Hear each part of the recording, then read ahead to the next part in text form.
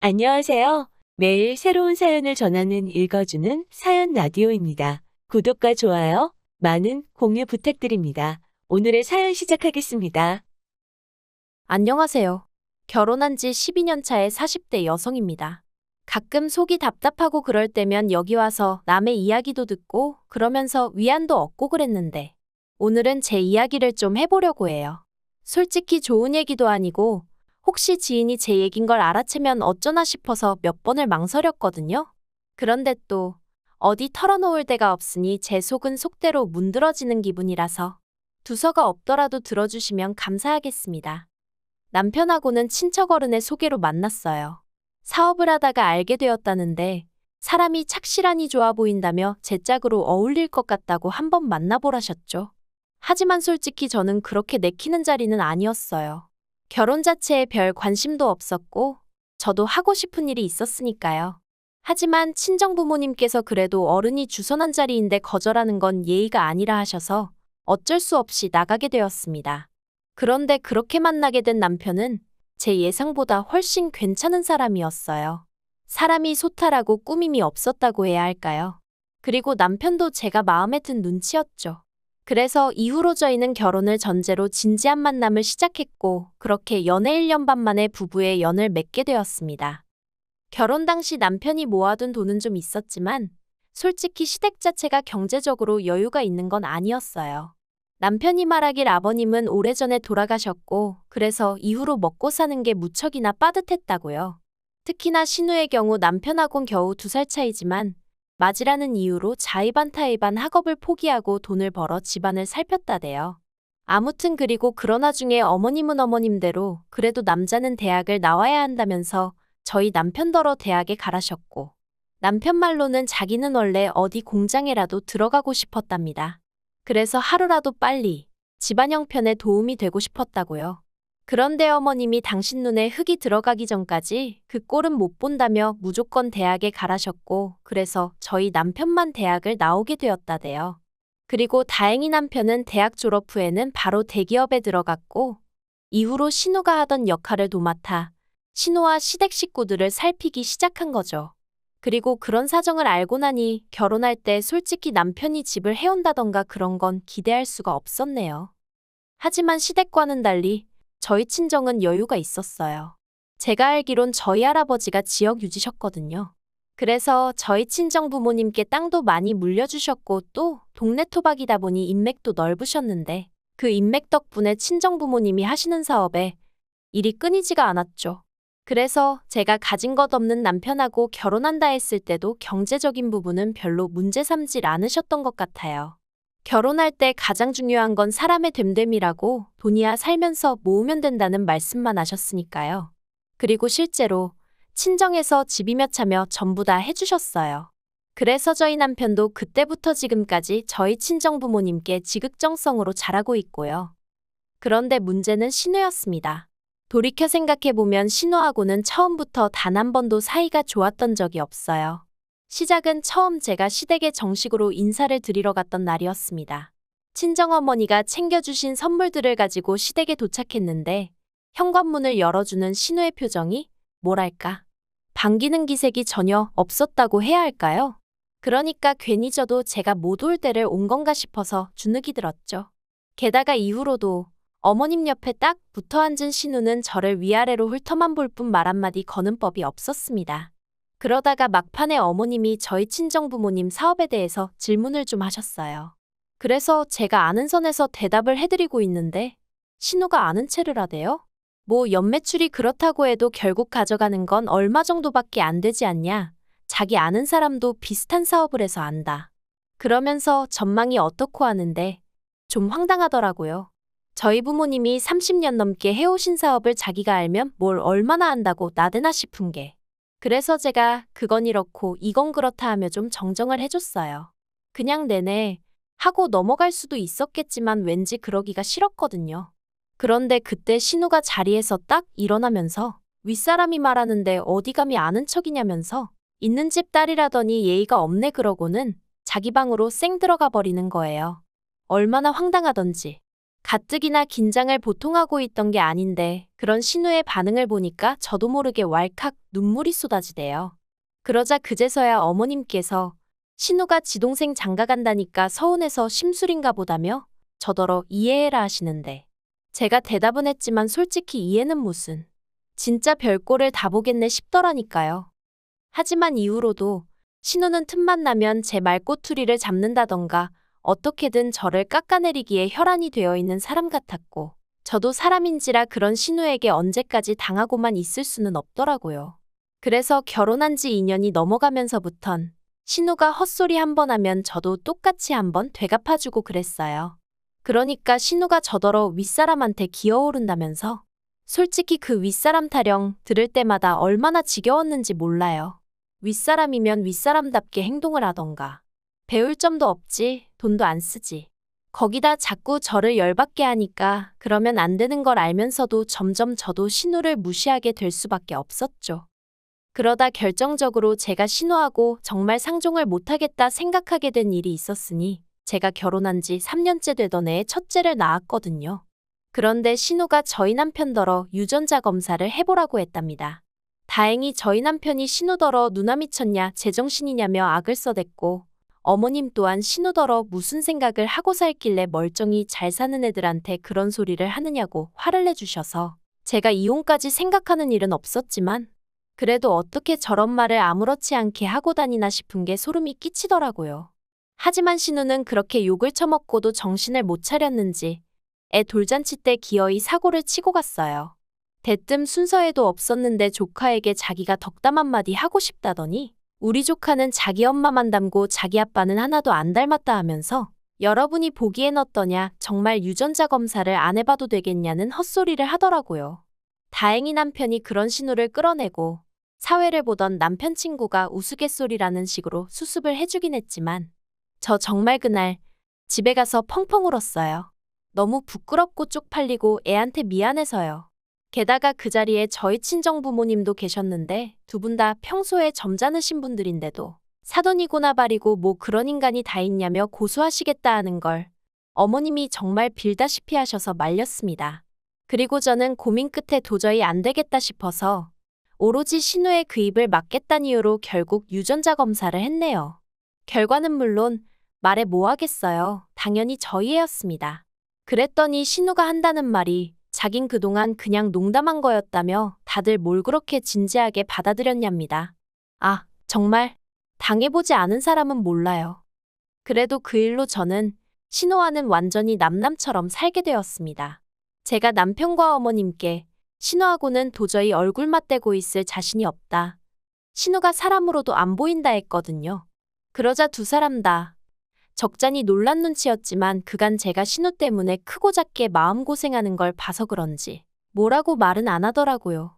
그래서 이후로 계속해서 거리를 두고 대면대면하게 살 수 있었죠.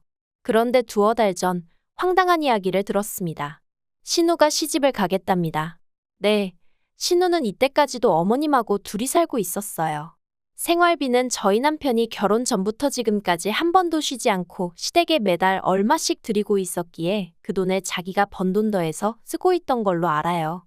그리고 이 부분에 대해서 단 한 번도 제가 남편에게 뭐라 한 적 없어요. 어쨌든 신우가 고생해서 저희 남편이 대학을 나왔다 하니 그래서 남편이 신우의 잃어버린 시절을 보상해주고 싶은 마음에 주는 돈이라 하니 제가 이러쿵저러쿵 할 것이 아니라고 생각했던 거죠. 그런데 남편이 꺼낸 얘기가 황당했습니다. 신우가 시집을 가는데 집을 해가겠다고 하더래요. 처음에 그 얘기를 듣고 전 제가 뭘 잘못 들은 줄 알았어요. 그래서 남자가 집을 해온다고 하니까 아니 누나가 집을 자기가 해가고 싶대 하는데 제가 뭐 해줄 말이 없더라고요. 그래서 능력되면 해가라고 해 자기가 해가겠다는데 누가 뭐라고 하냐 했습니다. 그랬더니 남편이 우물쭈물하더니 누나가 능력이 되긴 무슨 능력이 되냐는 거예요. 이건 뭐 나더러 어쩌라는 건가 싶어서 남편을 쳐다봤어요. 그리고 그제서야 남편이 어렵게 입을 떼더니 하는 말이 우리더러 집을 해달라고 하더랍니다. 어이가 없더라고요. 그래서 아니 자기 시집 가는데 왜 우리한테 집을 해달라고 하냐니까 신우 말이 자기가 이제껏 어머님 모시고 사느라 돈도 하나도 못 모았다고 그러니 저희가 어떤 식으로든 보상을 해줘야 할 거 아니냐고 하더래요. 그래서 제가 웃기지도 않는다고 했어요. 어머님이 남도 아니고 딸이 엄마랑 살아놓고 그걸 보상해달라니. 제가 말도 안 되는 소리 좀 하지 말라고 했죠. 그러자 남편이 자기도 중간에서 너무 힘들다면서 신우는 일단 만나서 얘기를 좀 했으면 하던데 그건 괜찮냐고 묻대요. 그래서 약속 잡으라고 했어요. 제정신이냐 미쳤냐 소리를 면전에다 퍼부숴줘야겠다 싶었죠. 그리고 그렇게 신우를 만났어요. 몇 년을 안 보고 살았는데 그 심통맞은 얼굴은 여전하대요. 신우가 인사를 안 하길래 저도 한마디도 안 하고 앉아 있었더니 저더러 여전히 싸가지가 없네 그러는데 어이도 없고 짜증도 나서 네, 그 싸가지가 어디 가겠어요 해버렸습니다. 그랬더니 남편은 중간에서 안절부절. 아무튼 그래서 할 얘기가 뭐냐고 물었더니 못 들었냐며 집 하나 해줘 하는데 참나 누가 보면 신우가 저한테 집이라도 맡겨놓은 줄 알겠더라니까요. 제가 웃으면서 무슨 인형의 집 얘기하는 것도 아니고 집을 갑자기 사달라고 하면 제가 내하고 사드리겠냐고. 그리고 당장 우리도 먹고 살 돈도 없다 했습니다. 그러자 신우가 자기 동생 연봉이 1억이라는데 왜 돈이 없냐고 따져요. 그래서 연봉 1억이어도 뗄 거다 떼면 얼마 들어오지도 않고 우리도 애가 둘인데 교육비다 뭐다 돈이 어딨겠냐 했죠. 게다가 솔직히 얘기를 하면서도 내가 이걸 왜 구구절절 신우한테 설명을 하고 양해를 구해야 하나 싶은 게 우라가 치밀더라고요. 그런데 그때 신우가 한다는 말이 그러면 어머니 모시고 가랍니다. 황당하대요. 그래서 제가 왜요? 하니까 자기가 이제껏 어머니 모시고 사느라 시집도 못 가고 돈도 못 모았는데 어머님하고 사는 그 집이라도 받아야겠다나요?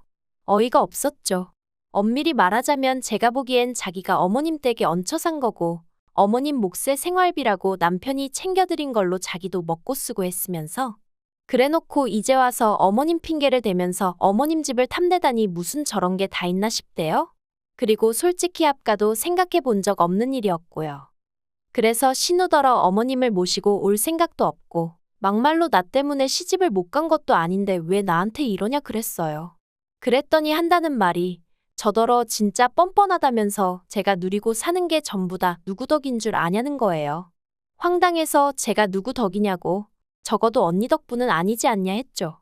그랬더니 적어보라고 절에서 처음부터 마음에 안 들었다면서 자기가 없었으면 제 남편이 대학은 나올 수 있었을 것 같냐며 자기 덕에 제 남편이 대학도 나왔고 번듯한 회사도 들어간 거라고. 그러니 저는 자기한테 나 죽었소 하고 납작 엎드려 있어야 할 판인데 친정에 돈 좀 있다고 기고만장해서 고개 빳빳이 들고 다니는 꼴이 정말 보기 싫어 죽겠답니다. 그리고 그제서야 아 그게 마음에 안 들었구나 싶은 게 황당하기 짝이 없었죠.